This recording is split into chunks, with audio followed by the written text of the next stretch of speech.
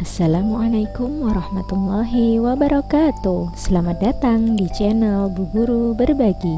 Hari ini Bu Guru ingin mengajak kalian untuk belajar materi siklus air pada muatan pelajaran IPA kelas 5 tema 8.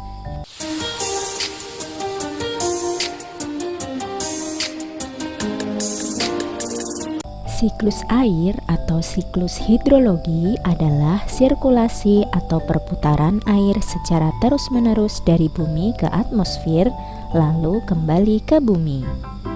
Karena prosesnya yang memutar dan berlangsung terus-menerus, jumlah persediaan air di bumi cenderung tetap, hanya wujud dan tempatnya yang berubah. Bagaimana siklus air dapat terjadi? Di sini ada beberapa tahapan. Yang pertama, naiknya air dari bumi ke atmosfer yang terdiri dari dua proses, yaitu evaporasi dan transpirasi. Evaporasi adalah proses penguapan air laut, air danau, dan air sungai akibat paparan sinar matahari. Sedangkan transpirasi adalah proses penguapan air dari tumbuhan melalui mulut daun atau stomata ke atmosfer. Tahapan yang kedua yaitu uap air menjadi awan, yang seringkali disebut dengan proses kondensasi, yaitu proses pengembunan uap air menjadi titik-titik air saat suhu udara turun. Titik-titik air ini akan menyatu dan membentuk awan. Tahapan yang ketiga yaitu jatuhnya air ke permukaan bumi yang sering kita sebut dengan hujan atau presipitasi, yaitu proses jatuhnya air atau es dari atmosfer ke permukaan bumi karena awan sudah tidak mampu menahan massa air yang dikandungnya. Proses yang terakhir yaitu air kembali ke bumi, yang terdiri dari proses infiltrasi dan proses runoff. Infiltrasi adalah peresapan air hujan ke dalam tanah.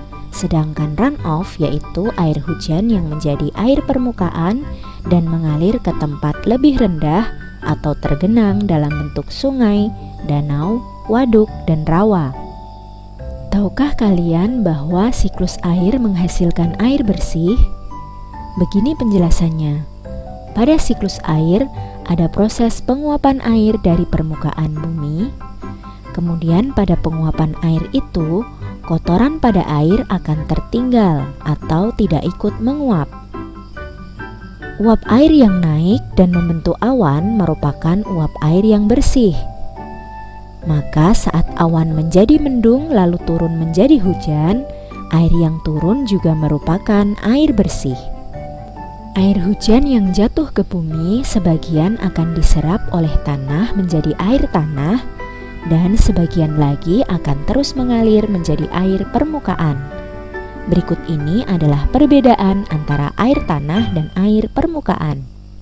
Air tanah yaitu air yang terserap masuk ke dalam lapisan tanah dan mengalir di bawah permukaan tanah. Air tanah bersifat lebih jernih dan bersih karena sudah tersaring oleh lapisan tanah dan akar tumbuhan. Air tanah biasa dimanfaatkan manusia untuk membuat sumur atau mata air. Sedangkan air permukaan, yaitu air yang tidak terserap oleh tanah dan mengalir di atas permukaan tanah menuju ke tempat yang lebih rendah, seperti sungai, danau, dan laut. Air permukaan lebih kotor karena mengandung lumpur dan benda-benda lain yang terbawa aliran air di permukaan tanah. Ternyata ada kegiatan-kegiatan manusia yang dapat memengaruhi siklus air. Yang pertama adalah penebangan hutan secara berlebihan dapat mengakibatkan tanah kering dan tandus, sehingga air hujan tidak dapat terserap dengan baik di dalam tanah. Yang kedua yaitu pembukaan lahan untuk pertanian, perumahan, atau industri dengan cara membakar hutan dapat mengurangi kemampuan tanah dalam menyimpan air. Dan yang ketiga adalah pembangunan jalan aspal dan beton yang mengakibatkan berkurangnya daerah resapan air. Kegiatan-kegiatan manusia ini termasuk kegiatan negatif yang dapat menyebabkan bencana alam, seperti tanah longsor dan juga banjir, yang tentu saja merugikan manusia. Oleh karena itu, kita harus menjaga hutan dan juga daerah resapan air supaya siklus air dapat berjalan lancar dan juga berguna bagi kehidupan kita. Sekian penjelasan dari Bu Guru Berbagi. Terima kasih telah menyimak video ini dengan baik. Jangan lupa tinggalkan jejak positif dengan like, komen, share, dan subscribe.